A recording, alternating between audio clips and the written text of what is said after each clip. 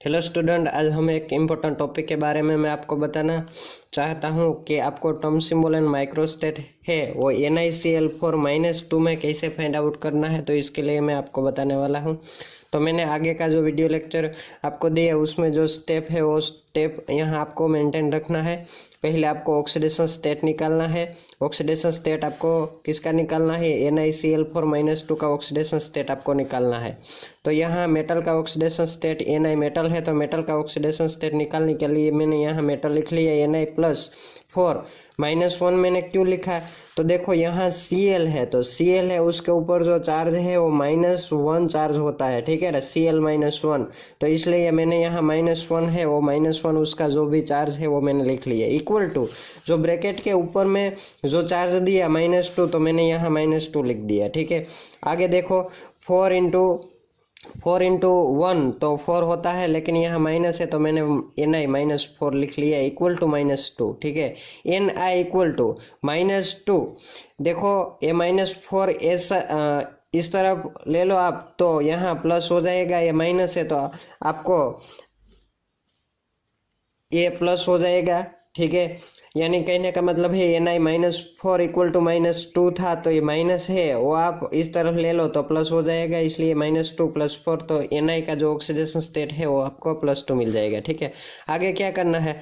आगे आपको उसका इलेक्ट्रॉनिक कॉन्फ़िगरेशन लिखना है। तो इलेक्ट्रॉन कॉन्फ़िगरेशन लिखने के लिए एटॉमिक नंबर है वो 28 है। तो देखो उसका जो इलेक्ट्रॉन कॉन्फ़िगरेशन है 4s2 3d8 हो जाएगा।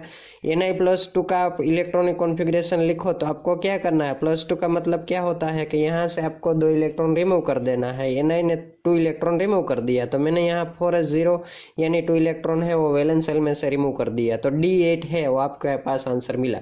अब आपको टर्म सिंबल एंड माइक्रोस्टेट निकालना है, वो D8 का ही निकालना है। तो मैं आपको टर्म सिंबल का जो इक्वेशन आगे भी लिखा था इसलिए मैंने यहाँ भी लिख दिया।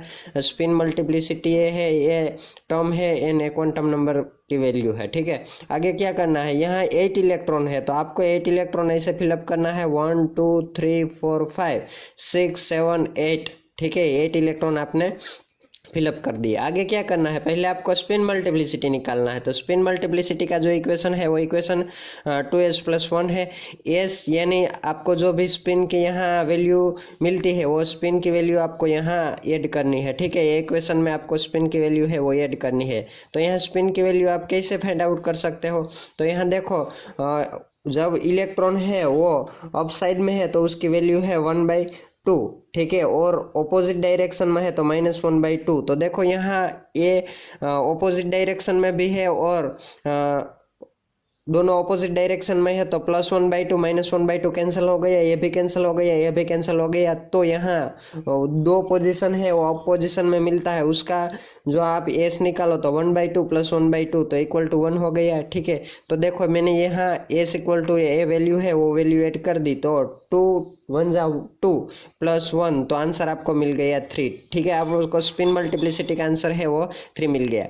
आगे आपको क्या करना है? आगे आपको L टर्म निकालना है। तो टर्म का इक्वेशन भी आपको पता ही, m1 × L1 तो आपको 5 तक लेना है, ठीक है। L का मतलब क्या है? यहाँ जो भी नंबर ऑफ इलेक्ट्रॉन है वो इलेक्ट्रॉन एन m है वो मैंने मैग्नेटिक क्वांटम नंबर आगे भी आपको बता दिया। तो आगे का वीडियो ये Fe2O6+2 का जो वीडियो था वो आपको देखना होगा, m कैसे निकालना उसके लिए।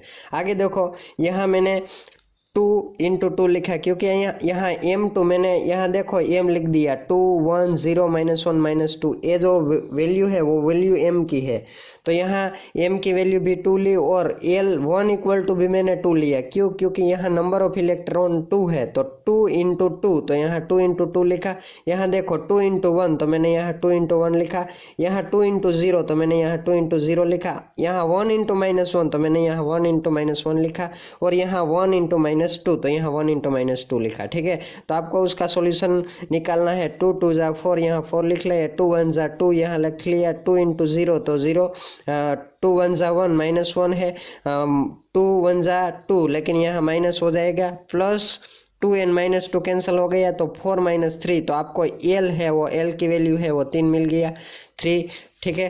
तो एल इक्वल टू, जो कैपिटल एल इक्वल टू 0 है तो कैपिटल एस टर्म होता है, वो आपको पता है। तो यहाँ आंसर है 3 मिला, तो आपको जो टर्म है वो टर्म मिल गई है एफ। ठीक है, आगे क्या करना है आपको, ये टर्म है वो टर्म एफ मिल गया और स्पिन मल्टीप्लिसिटी है वो भी 3 मिल गई आपको। अब जे है वो जे निकालना है। ठीक है, तो जे इक्वल टू आपको इक्वेशन जो लिखना है वो इक्वेशन यहाँ मैंने आगे भी बताया था कि इक्वेशन एल माइनस एस भी हो सकता है, एल प्लस बी एस हो सकता है। तो वो डिपेंड ऑर्बिटल में जितने इलेक्ट्रॉन फिलअप है उस पे डिपेंड होता है। यहाँ डी इलेक्ट्रॉन है, डी में 8 इलेक्ट्रॉन है, तो हाफ फील्ड और हाफ फील्ड से ज्यादा इलेक्ट्रॉन प्रेजेंट होता है तो आपको S plus S, L plus S है मैक्सिमम वैल्यू है वो आपको अप्लाई करनी है। तो एल इक्वल टू आपने आगे फाइंड कर लिया 3 एंड एस इक्वल टू 1, तो 3 + 1 = 4 हो गया। तो आपका जो टर्म है वो टर्म मिल गया 3f4। ठीक है, आगे क्या करना है आपको, माइक्रोस्टेट निकालना है। तो माइक्रोस्टेट का इक्वेशन क्या है, n फैक्टोरियल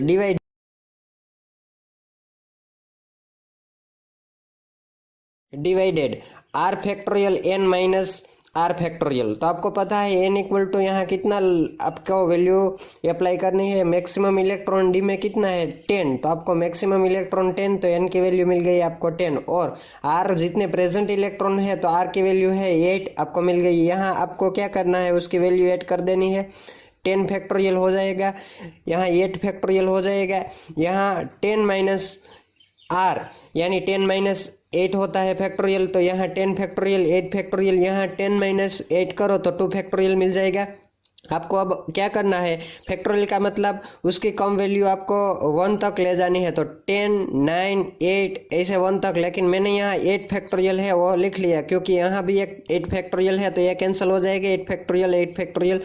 तो अब 2 फैक्टोरियल में 2, उसकी कम वैल्यू 1, तो 2 × 1 हो गया। ठीक है, तो यहाँ मैंने क्या किया, 5 2 = 10, तो यहाँ 5 लिख लिया।